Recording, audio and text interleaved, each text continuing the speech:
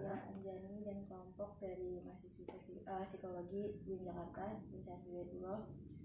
Sebelumnya saya berbicara dengan Ibu siapa? Dengan Ratmartini, Kepala SLB Ulat Abinsa.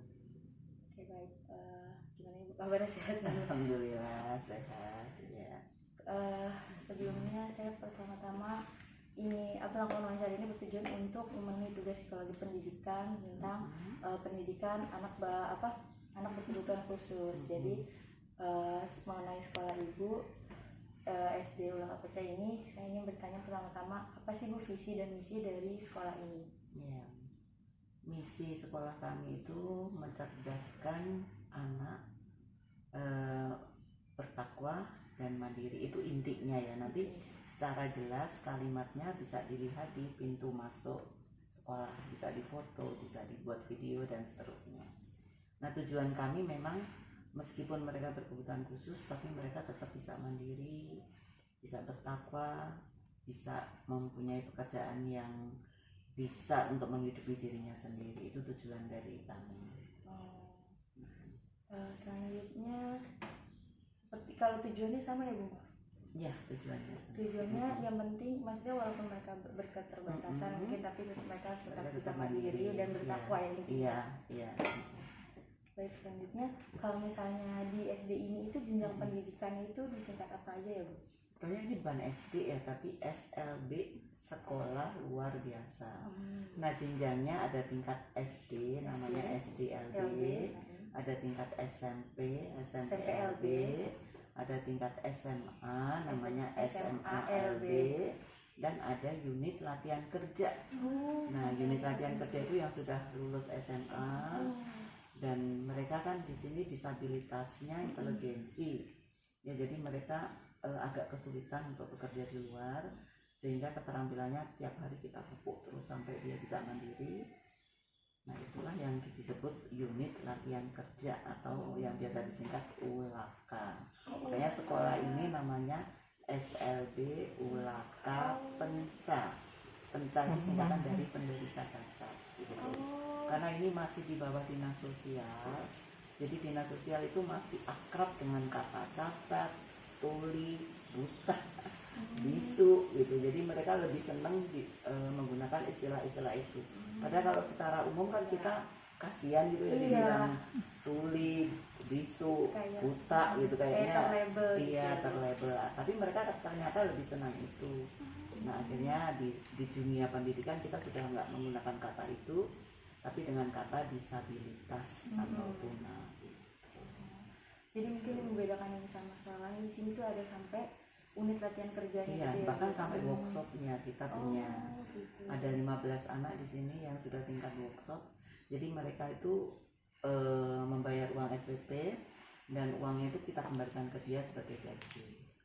Setelah kita potong ya sedikit untuk membeli biaya barang-barang. Kan anak kita itu produksi nggak sekali jadi gitu. Mungkin bikin bunga-bunga gitu tuh bisa berapa kali pertemuan berapa kali pertemuan, terus mungkin moteknya yang harusnya bisa dapat satu bunga akhirnya hanya nggak jadi, bisa hanya separuh atau dan seterusnya gitu. Itu karena anaknya tidak bisa kita salurkan di masyarakat. Jadi intinya di sini ada dari SD, SMP, SMA sampai latihan kerja ya Bu. Sampai latihan. Kalau selanjutnya di sini untuk fasilitas ruang kelasnya kira-kira ada berapa buah? Ruang kelasnya kita sesuai rombongan belajarnya. SD itu kita bagi dua, jadi kelas 1, 2, 3 itu satu kelas, tapi tetap kita sekat gitu, tapi satu ruangan karena ruangan kita besar ya. Karena SLB segini nih, 4x7. Jadi kalau terulang terlalu besar kan mereka geraknya terlalu luas. Jadi mereka liar, kayak istilahnya liar lari ke sana kemari gitu ya. Terus akhirnya kita sekat gitu. Jadi kelas 1 sendiri, kelas 2, kelas 3 sendiri gitu. Jadi ada 2 rombel, ada 2 guru, malah ada 4 guru. Terus ada kelas 4, 5, 6 itu juga kita jadikan 2 rombel gitu. Jadi SD ada 4 rombel. SMP karena kita nggak banyak, hanya 7 orang, kita jadikan 1 rombel. SMA juga 7 orang, kita jadikan 1 rombel. Sebetulnya itu lebih dari kapasitas ya, tapi maksimalnya kan kita bisa 8. Jadi cuma dibagi jadi 7 rombel ya? Iya, tadi dari 3 tingkatan itu sampai Iya. SMA ya, SD sampai SMA. Nah untuk yang kelas ujian sekarang kita pisahkan nih mulai semester ini. Oh, pas Jadi ujian. SMP kita buat 2 rombel, SMA SMA kita buat 2 rombel. Jadi ada jadi 4 jadi 7 tambah tambah 2 ya 9 rombel. Iya. jadi lebih kalau ulangan ya Bu, Iya, khusus ulangan karena jadi mereka mau ujian. Mereka mau ujian gitu jadi masih. jadi khusus kalau mau ulangan kayak dipisah gitu loh. Mm-mm. Tapi belajarnya tetap sama kan Bu, pas lagi belajar mengajar tetap sama. Ada yang sama, ada yang terpisahkan gitu. Oh. Kalau misalnya tadi yang karakteristik siswanya kan kalau biasanya kayak di SLB ada SLBA, B. Nah, kita termasuk SLBC ya. SLB dengan disabilitas inteligensi. Nah, yang termasuk inteligensi di sini kan banyak ya. Jadi ada yang dalam tahap borderline yang lambat belajar itu murid kita. Terus ada yang tunagrahita sedang. Itu di bawah borderline, jadi antara IQ 40 sampai 60 gitu tuh masih sedang. Terus ada ADHD, itu anak yang dengan aktif banget ya, dengan disabilitas yang inteligensinya kurang. Ada autis, tapi autis dengan inteligensi yang kurang juga. Ada Down syndrome. Terus ada tunadaksa tapi dengan disabilitas inteligensi juga. Jadi double gitu. Jadi anak di sini banyak yang double, tapi kita stressingnya di disabilitas inteligensi atau anak tunagrahita. Justru kan pendidikan kan di situ yang asalnya. Iya, karena itu. Jadi di situ masalahnya. Kecacatannya, kekhususannya itu mengimbangin lagi gitu. Jadi tapi kita stressingnya tetap di disabilitas inteligensi. Jadi kalau tambah tunarungu ya lebih parah lagi kan. Tambah tunadaksa berarti kita harus tambah selain bina diri juga ada bina gerak gitu. Iya, betul. Dengan anak autis ada bina emosi gitu. Jadi kita agak double. Programnya nanti double lagi. Iya gitu. Kalau misalnya tenaga pendidiknya di sini karakteristiknya harus seperti apa tuh? Seharusnya kita mensyaratkan S1 untuk pendidikan luar biasa ya. Tapi kan secara kenyataan agak sulit ya. Jadi kita yang penting tetap S1, terus nanti bisa kita kursuskan atau mereka mengajar berdasarkan pengalaman juga mereka bisa. Yang penting dasarnya mereka tahu dan menyayangi anak-anak berkebutuhan khusus ini. Nah, landasannya memang yang pertama adalah kasih sayang. Iya, betul. Ya, sama dia kesabaran tidak kayak gini-gini. Iya, kalau dia tidak sayang nggak ada sabar. Iya, nggak bisa. Benar. Jadi yang penting kuncinya sayang, sayang dulu, baru nanti sabar kan mengiring. Gitu. Nah, jadi kalau misalnya kayak gitu, ibu buka rekrutmennya ada yang kayak maksudnya formal banget atau misalnya ada yang emang berminat aja nih boleh langsung datang? Kita juga kadang buka formal ya, tapi jarang yang hadir, jarang yang datang. Nah akhirnya ya kita buka yang sesuai yang mau aja. Gitu. Kita biasanya dari mulut ke mulut gitu ya, dari instansi-instansi atau sekolah-sekolah yang gurunya kelebihan. Gitu.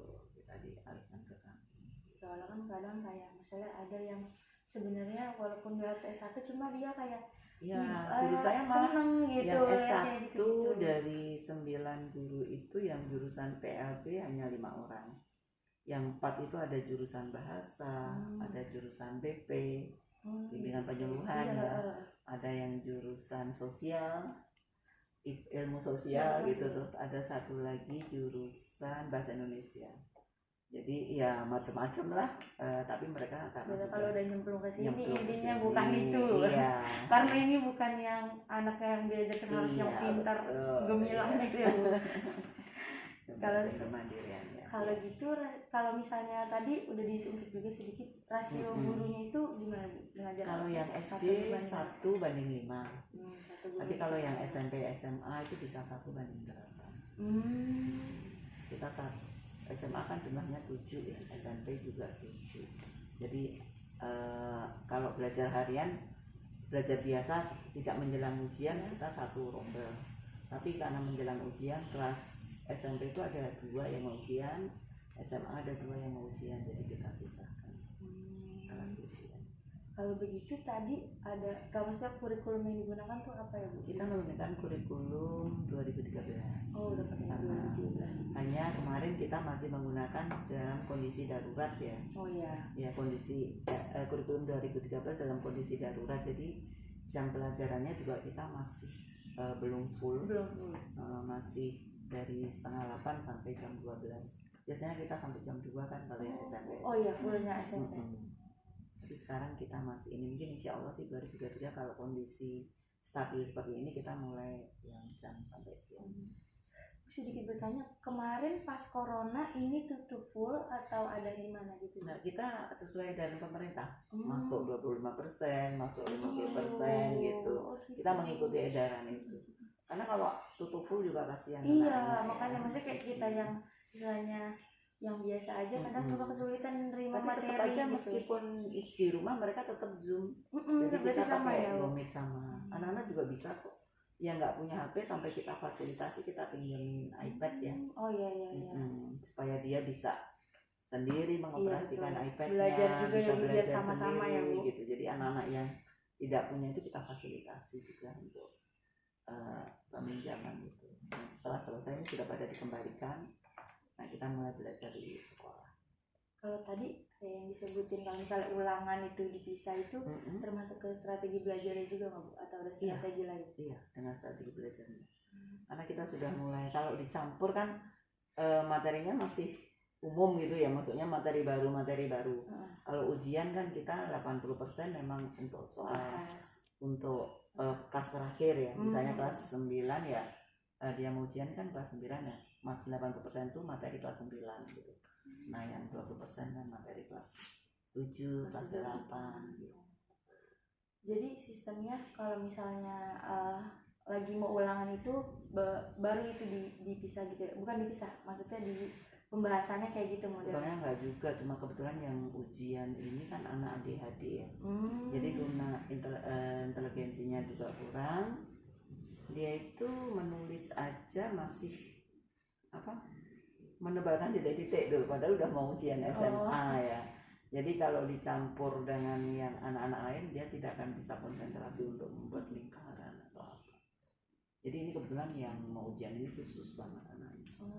Jadi ya agak disesuaikan lagi ya, IQ-nya hanya 30, bayangin aja anak kelas TK mungkin ya. Hanya bisa menebalkan, mewarnai itu juga masih acak-acakan keluar garis gitu. Terus kalau misalnya sejauh ini udah berapa tahun ya, Bu? Dari tahun 85 ya, diresmikan 87. Kalian belum lahir mungkin ya? Belum lahir kalau jauh. Kalau misalnya sejauh itu kira-kira udah sesuai banget nggak? Sesuai nggak, Bu, sama visinya yang tadi? Insya Allah sih ya, tapi memang ada visi misi itu kan selalu berubah ya, mengikuti perkembangan pendidikan, mengikuti perkembangan masyarakat. Ya kita menyesuaikan aja.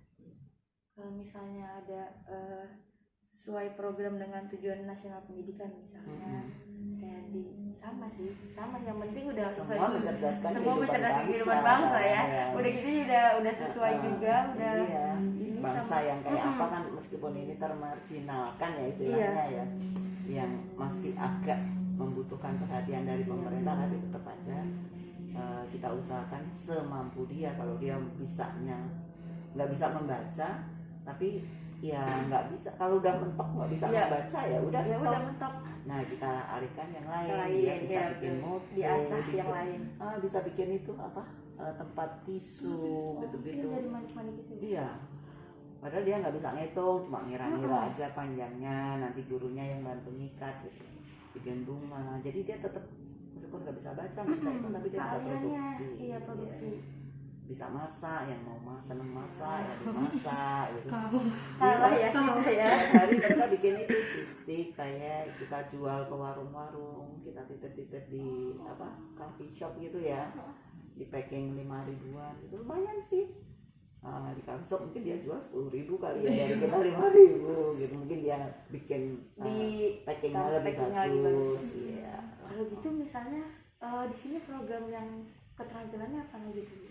Kita kurikulum kita ini kalau SMP kan 60-40 teori, 60% praktek.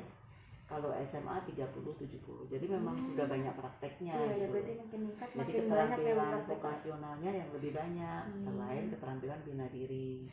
Nah kalau disabilitas inteligensi ini kan memang bina dirinya yang perlu ya. Perlu ya.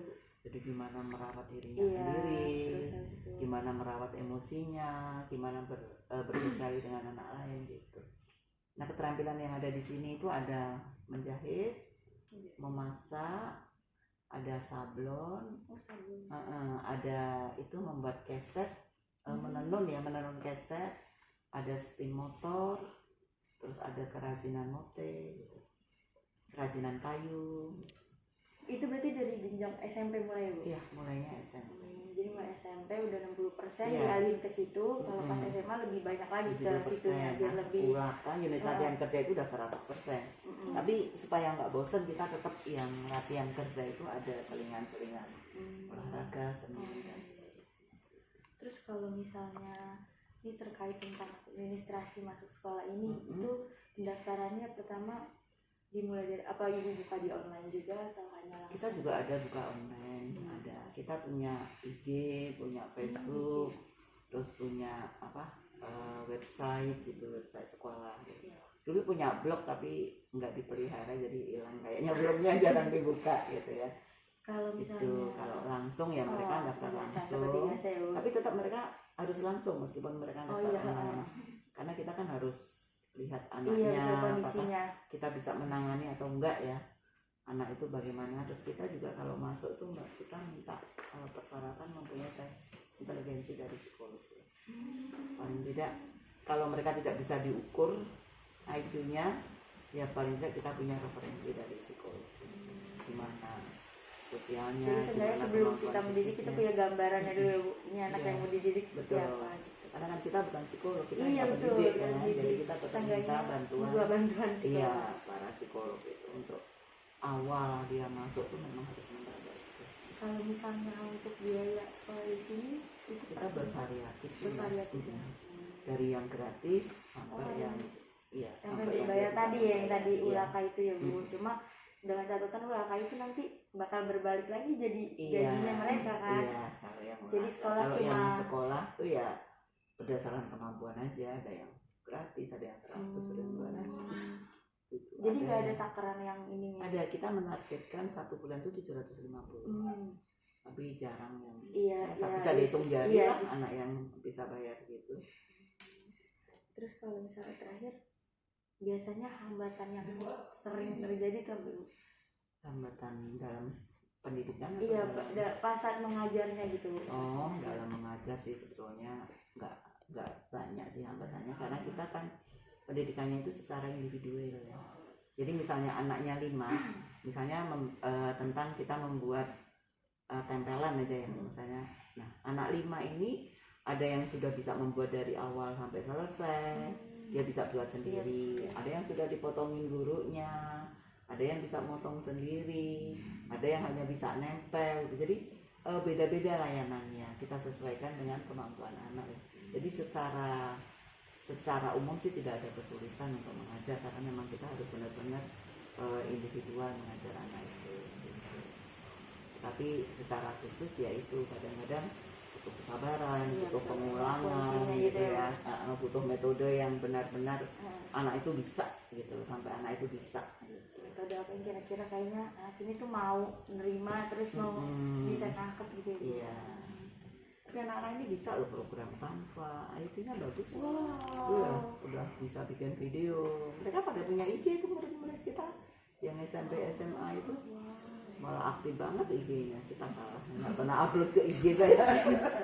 Hanya ngelihat punya anak-anak aja gitu. Ya harusnya kalau anaknya lagi nggak libur. Iya. Nanti kapan-kapan aja main, kita tanggal 2 masuk, silahkan aja nanti mau ngambil foto kalau kurang gitu. Tanggal 2 masuk ya Bu? Kita masuk tanggal 2. Itu seluruh SD SMP. Semua masuk. Kalau ujian itu sesuai sama jadwal pemerintah jadwalnya juga sama dengan jadwal umum, sama dengan pemerintah. Jadwal kan dibuat oleh Iya. pemerintah. Ijazah juga dibuat oleh pemerintah. Berarti semua kayak ujian, cuma yang membedakan soalnya juga harus disahkan oleh dinas kan.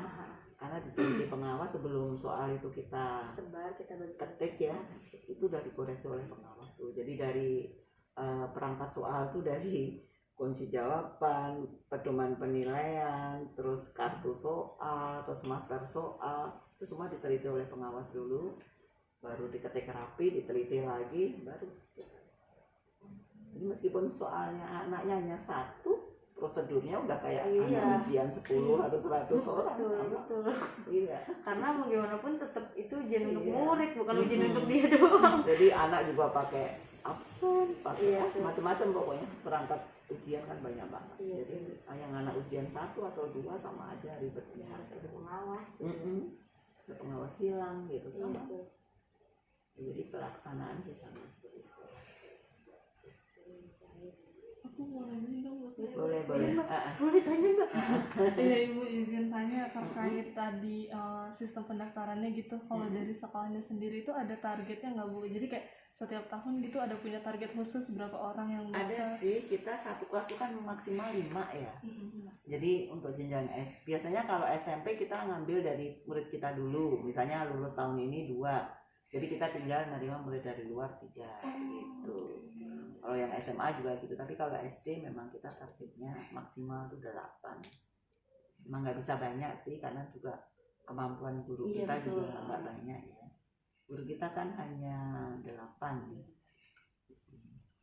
Itu guru yang tiap hari hadir, tapi kita punya guru ekstrakurikuler kayak guru menari, guru musik, guru yoga, guru aerobik, guru berenang, guru angklung, banyak sih. Berarti terkait gitu ekskul berarti ada ekskul apa Nah itu sesuai guru-guru yang tiap hari datang itu. Jadi ada menari, kolintang, degung, terus olahraga itu aerobik ya.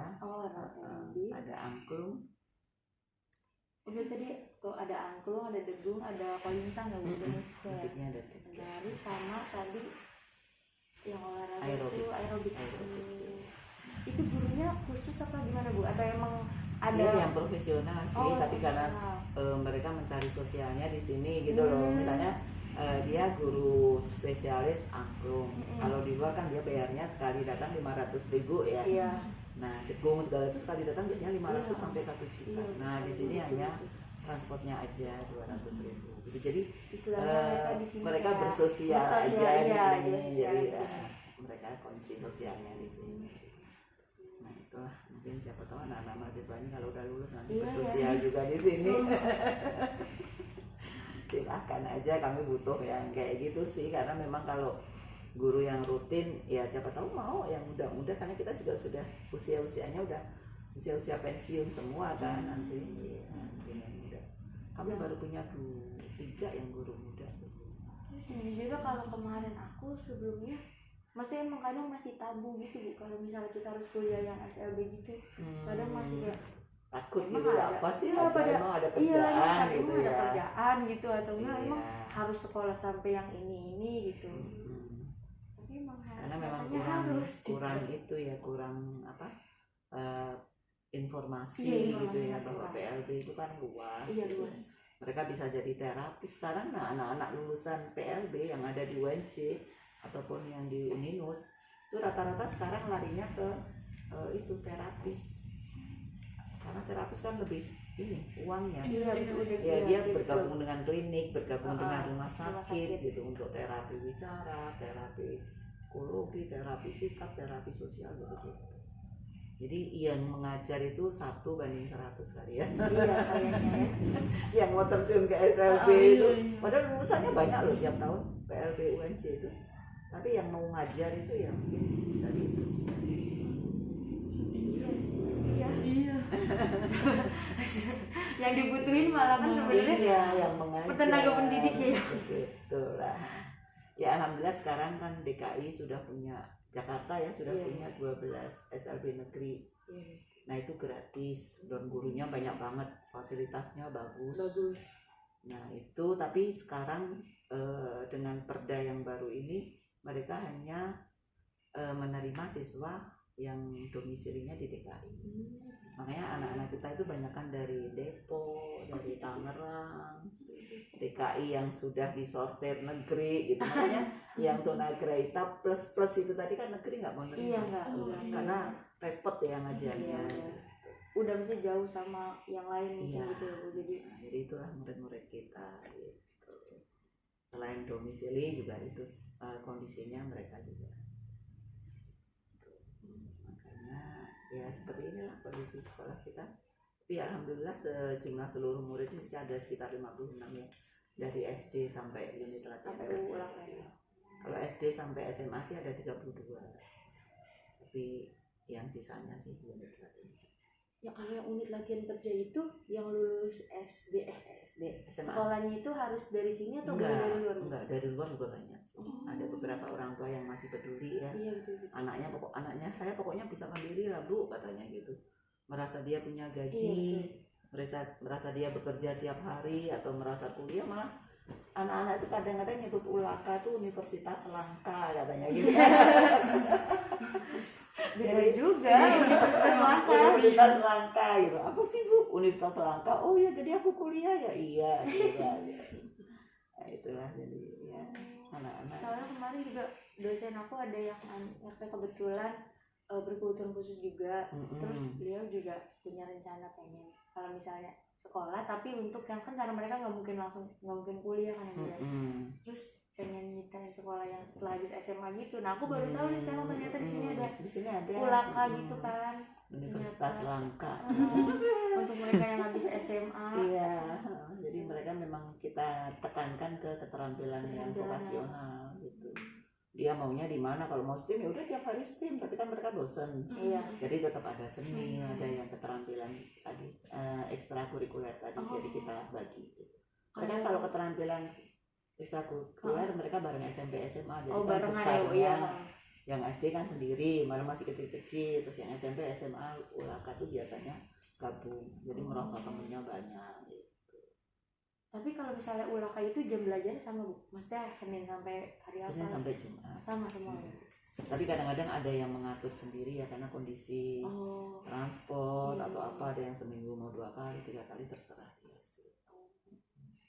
Tapi jam belajarnya 4 jam juga kok sama ya? Baik sih, mungkin segitu aja Bu. Ya. Nanyain, terima kasih banyak atas Sama-sama. jawabannya dan waktunya. Kalau gitu. Sama-sama. Terima kasih.